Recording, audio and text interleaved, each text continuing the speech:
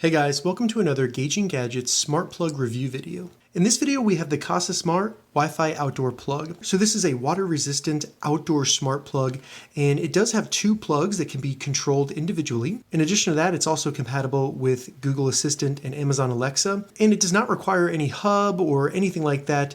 You can actually use this with just your smartphone anywhere in the world as long as you have an internet connection. All that for around $26 on Amazon, and you can actually get a refurbished one for even cheaper than that, so check the description to find those prices. In this video, we'll not only be doing a review of the Kasa Smart Wi-Fi Outdoor Plug, I'll also be going through how to set it up because I think that's important when making a buying decision, and then we'll go through the app and what features are available in that, and I'll also show you how it works. All right, so let's go ahead and open it up and check it out. All right, so it comes in a nice cardboard box, and I like that because you can easily recycle it. While I get this open, I just want to say that I purchased this myself and I'm not affiliated with TP-Link at all.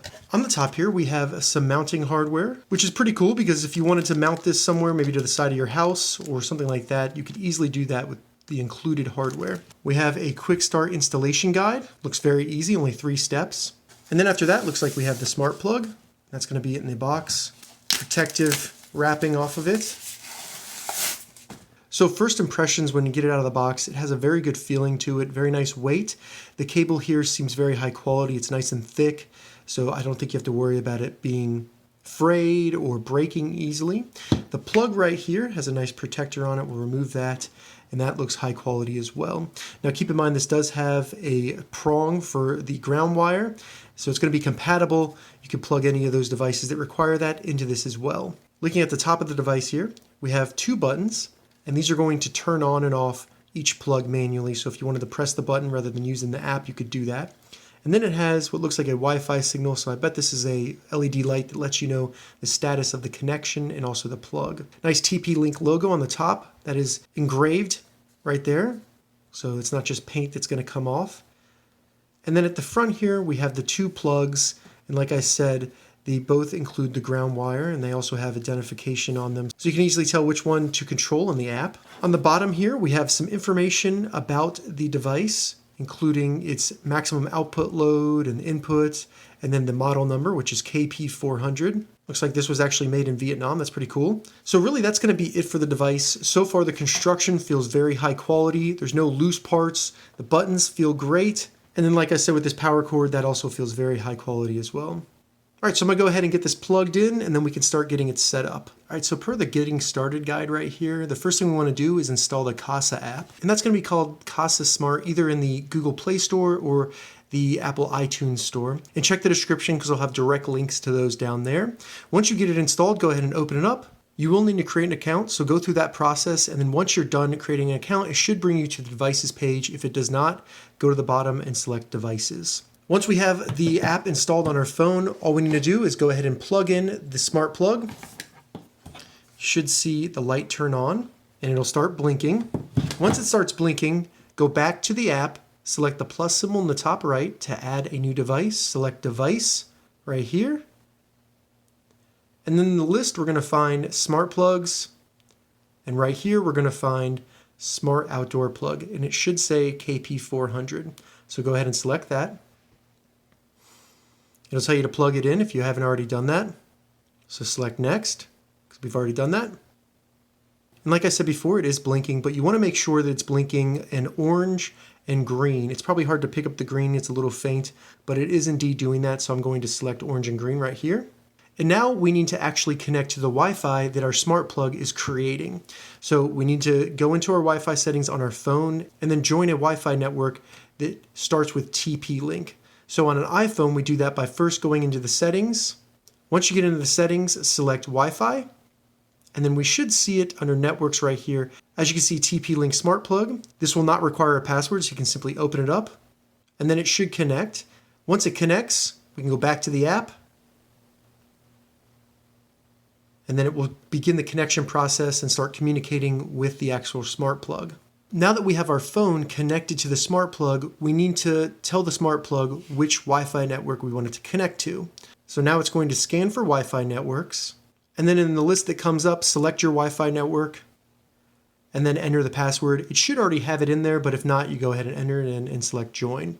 Now it's going to send that information to the smart plug so that your smart plug can join your Wi-Fi network. All right, so now the smart plug has connected to my Wi-Fi network, and we need to give each of the plugs on this a name. So there are 2 plugs. And the reason you want to name them is it makes it easy to identify, but if you're going to be using this with a smart assistant such as Google Assistant or Amazon Alexa, this will be the name that you use when you're speaking to your smart assistant to interact with the actual smart plug. So to change the name, I'm just going to select Add Plug 1, give it Test, and then Next. We tell it what it is. So this will be a fountain. For Plug 2, I'm just going to name it Test 2, and this will be some outdoor lights. So now that I've named each plug, I can select Next.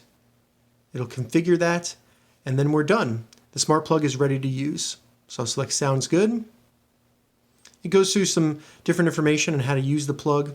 But now when I go back to my devices list, we'll see the 2 plugs that we configured with the respective images, which is pretty cool looking. So as you can see, if I go over here and this little green button, that's going to be a power button, I can press it and you can hear the relay in the switch go on and off. It's actually pretty responsive. All right, so let's check out what features we get inside the app. I'm going to go ahead and select one of these switches. And then as you can see, you have a bigger power button here, which can be used to turn it on and off. But at the bottom, we have some options that allow us to schedule on and off times for this. So if I hit the plus button, I can add a scheduled item to power on or off the device, and then configure the time when that will happen. You also have the option to quickly configure it based on sunrise and sunset. So this will change throughout the year as those times change, which is really cool. I think that's an awesome feature to have.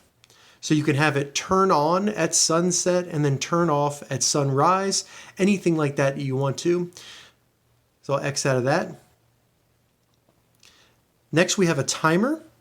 And the timer allows us to configure if we're going to turn on or off that actual switch in an amount of time that we configure right here. So you can have it turn off or turn on after 2 hours and 35 minutes or a couple minutes, whatever you wanted to do, you can do that here. Next in the options is one of my favorite features, and this is Away.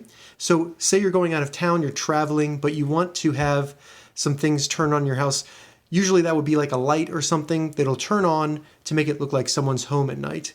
You can have Away mode turned on, then you give it a time frame where you want the lights to be on or off. So maybe 6 p.m. when it gets dark, and then you want it to look like you go to bed at 10 p.m. Well, if you set this up, it will turn on and off during those times so you can make it look like someone is home when you're really not. And then at the bottom, you can even configure which days of the week this will happen. This can also be useful for just having a light turn on every day outside during the week or something like that. All right, let's go back. Next, we have runtime. This can be useful for determining how long you've been using whatever you have plugged into the device. Unfortunately, this device does not monitor the actual power usage, but at least you could see how long everything was running through the plug. That is a downside of this. I wish it did have power management or some sort of power monitoring. That would be a very cool feature. That's going to be it for the features in here. One cool thing, as you can see, this is plug 1. It does have that labeled. At the bottom, I have this little dot. I can quickly snap to the right, and that'll bring me to the other plug 2 on the outdoor switch. So it's a cool way to be able to go through both of them like that, maybe set up different timers or schedules for them. The last thing we're going to do in the app is simply go through the settings here just to see what we have. If you wanted to change the name and the icon, you could do it right here in the device settings. Now keep in mind, if you change the name and you're using this with a voice assistant, the new name will be the name you'll use when commanding your voice assistant to change the switch. After that, we have a swap button, and if I do this, it'll kind of just quickly swap them, the names and the icons.